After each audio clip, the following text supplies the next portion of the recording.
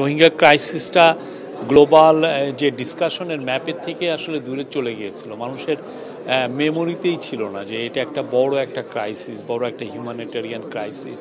এবং এখানে যে বাংলাদেশকে যে 10 লক্ষের উপর রোহিঙ্গাকে যে বাংলাদেশে লুক আফটার করতে হচ্ছে, এই পুরো জিনিসটা গ্লোবাল যে কোনো ডিসকাশনে ছিল না।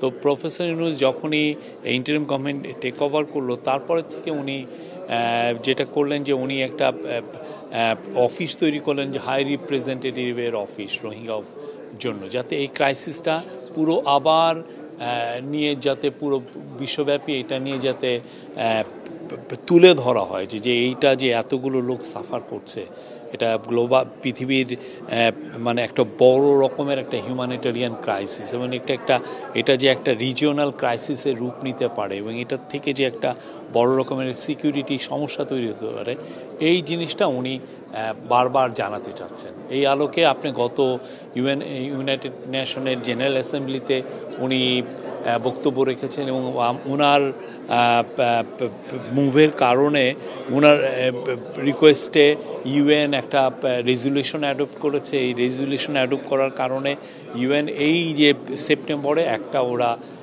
রোহিঙ্গাদের উপরে আলাদা একটা ডিসকাশন করবে, এটা একটা কনফারেন্স হবে রোহিঙ্গাদের উপরে, এবং ওয়ার্ল্ডের আমরা আশা করছি 170টার মতো দেশ এইখানে পার্টিসিপেট করবে আমাদের। এবং আজকেও এইটারই ধারাবাহিকতায় আজকে এখানে একটা বড় সম্মেলন হলো, এটা একটা ক্লোজ ডোর সম্মেলন। সেখানে প্রফেসর ইউনূস আবার তুলে ধরেছেন যে কি ধরনের এই রোহিঙ্গা ক্রাইসিসটা এখন কোন পর্যায়ে আছে, আমাদের কি করণীয়। এবং এই পুরোটা এই আটনা সামিটের one of the major join করার একটা one of the major reason ছিল যে এই ক্রাইসিসটাকে তুলে ধরা। এবং এখানে আজকে অনেকে ছিলেন, আজকে কাতার ফাউন্ডেশনের শাইখা হিন্দ যিনি সিইও এবং খুবই ইনফ্লুয়েন্সিয়াল, উনি ছিলেন। তারপরে আরও কিছু কাতার ফাউন্ডেশনের নেতৃস্থানীয় অফিসিয়াল ছিলেন। তারপরে গাম্বিয়ার ফরেন মিনিস্টার ছিলেন। আপনি জানেন গাম্বিয়া হচ্ছে ইন্টারন্যাশনাল ক্রিমিনাল কোর্টে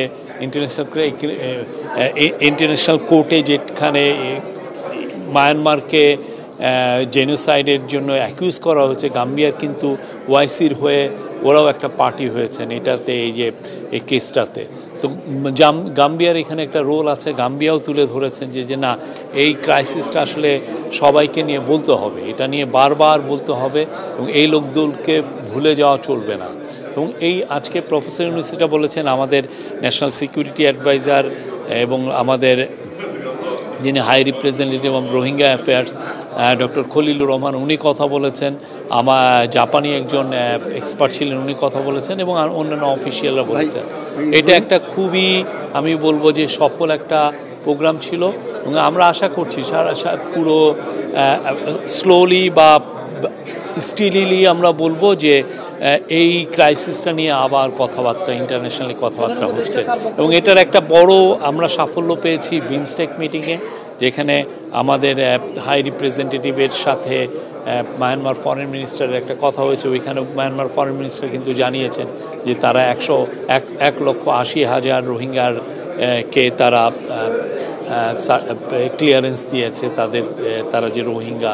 এবং এর ফলে আমরা আশা করছি যে এইটা একটা ধাপ, এটা অনেকগুলো ধাপের একটা ধাপ, যে এইটা আমাদের রিপ্যাট্রিয়েশনের দিকে এইটা আমাদেরকে হেল্প করবে।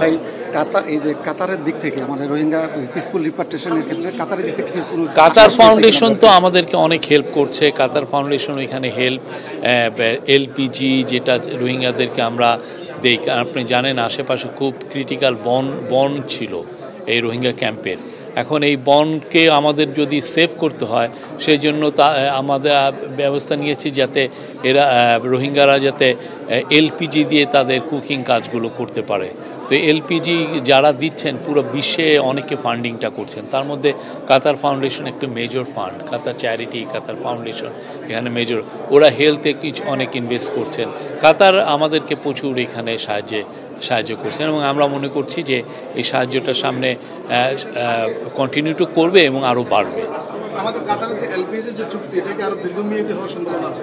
আমি তো বললাম যে কাতারি ওরা এলপিজি আমাদেরকে দিচ্ছেন এবং এটা সামনে আরও বাড়বে আমরা আশা করছি। আজকে ডিফেন্স মিনিস্টারের সঙ্গে একটা মিটিং আছে, সেখানে কি ইস্যু নিয়ে আলোচনা হতে পারে? আমরা অনেক কিছুই তো আলাপ হয় এবং এটা আজকে অনেকগুলোই মিটিং আছে, অনেকগুলো কমার্স মিনিস্টারের সাথে আছে, কাতারের ডেপুটি প্রাইম মিনিস্টারের সাথে মিটিং আছে, কাতারের সিনিয়র অফিসিয়ালদের সাথে মিটিং আছে। তো আমরা আশা করছি আজকের দিনটাও একটা ফ্রুটফুল দিন যাবে, অনেকগুলো বিষয় নিয়ে আলাপ হবে। আমরা আশা করছি যে বাংলাদেশের স্বার্থ সংশ্লিষ্ট সমস্ত জিনিসই আমরা এই মিটিংগুলোয় তুলে ধরা হবে।